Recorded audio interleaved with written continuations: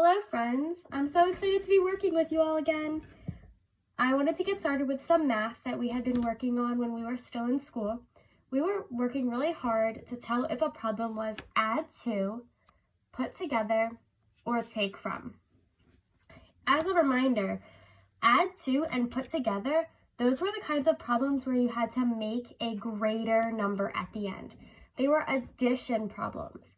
And that take from problem, that's a subtraction problem. That means that the final answer is going to be less. It is going to be a lower number. I wanted to share with you some examples of those problems so that we can work on them together. Here's our first problem. Miss Pimble has 2 red markers.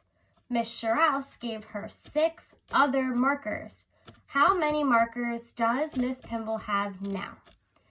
It's really important here that you don't have to worry about your materials or your drawings. You just have to try your best to make it so that your child can tell the difference between Miss Pimble's markers and what Miss Sherrouse gave her. So here I have 2 red markers. These are Miss Pimble's original markers.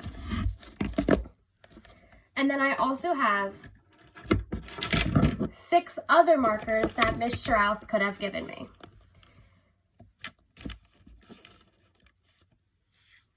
So we can clearly see the difference between the 2 types of markers.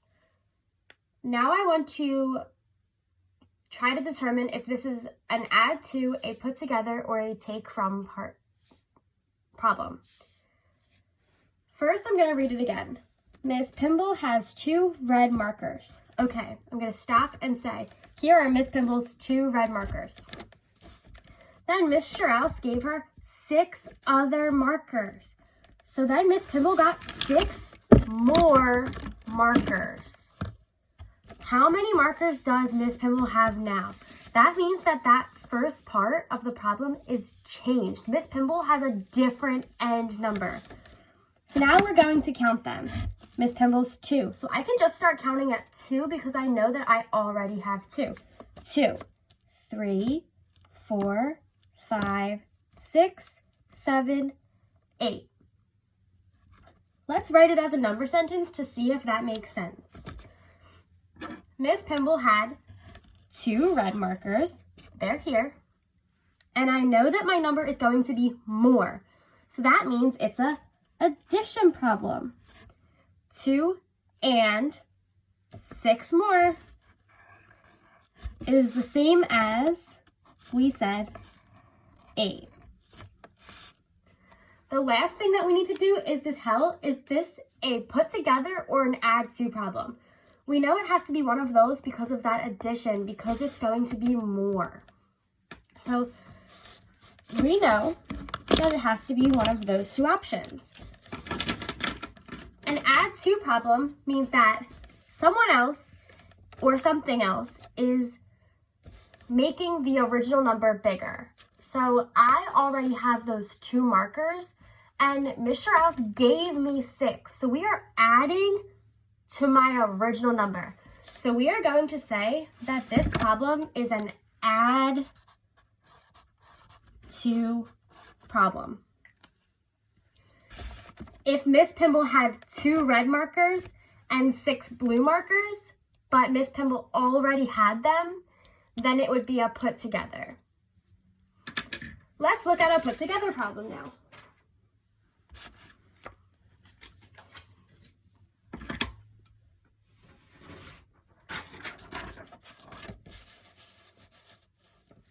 Miss Swank has 5 markers and 3 pens. How many school supplies does she have altogether? Oh, that's a very important keyword right there, altogether. That means that I'm putting together. That word together is in there. That's a very important keyword, but it's not always going to be like that. So we'll talk about more keywords soon. But Miss Swank has 5 markers and 3 pens. Again, it doesn't matter if you don't have the exact materials. You could have done 5 pencils and 3 pens, or 5 crayons and 3 markers. as long as you have 5 of one thing and 3 of another. Here are Miss Swank's 5 markers and 3 pens. I am going to label my problem directly underneath, of those numbers. So here are those 5 markers and 3 pens. Again, that all together tells me that I need to add my last number. My final answer is going to be a greater number. It's going to be more. So I'm going to add my addition symbol, that plus sign, 5 plus 3 equals, and then we're going to do the same thing we did last time. We're going to count on. So I know I have 5 here because my problem tells me it's 5. So I'm going to say 5, 6, 7, 8. Let me do that with one finger so it's a little bit clearer. We have 5, 6, 7, 8. Let's write it as a number sentence. 5 plus 3 equals, or is the same as, 8. And again, that put together is clearly in the problem because Miss Swank already has 5 markers and 3 pens. She's not getting more from anywhere else. She already has those in her house. And let's look at one last problem.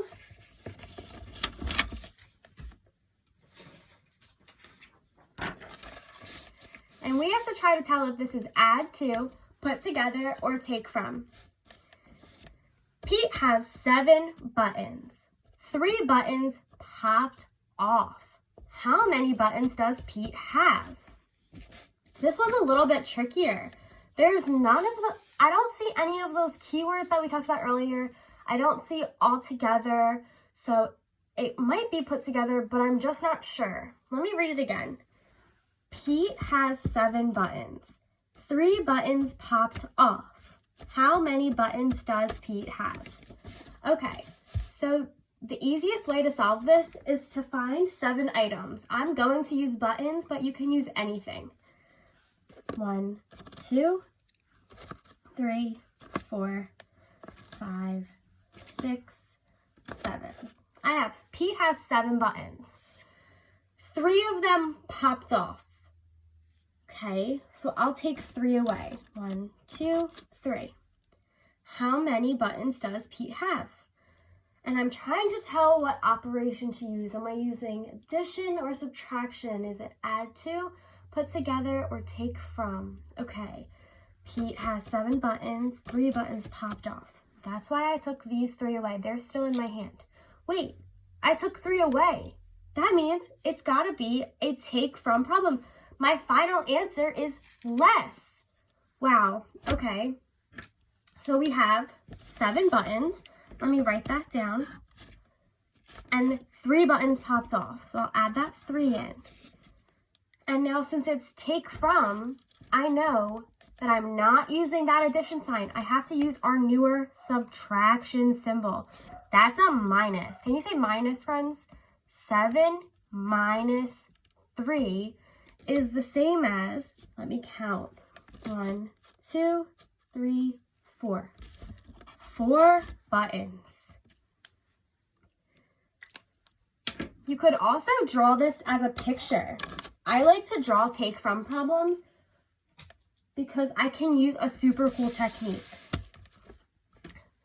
I have 7 buttons. 1, 2, 3, 4, 5, 6, 7. And 3 popped off. So I'm going to use that cross out technique that we use lots of times in class. 3. Sorry, I should have counted those out loud. 1, 2, 3. I crossed 3 away. They're all gone now. And how many's left? It's still that 4. I want us to practice using manipulative, using tools like markers and buttons, but also drawing some pictures. So our final number sentence is going to be 7 minus 3 equals 4.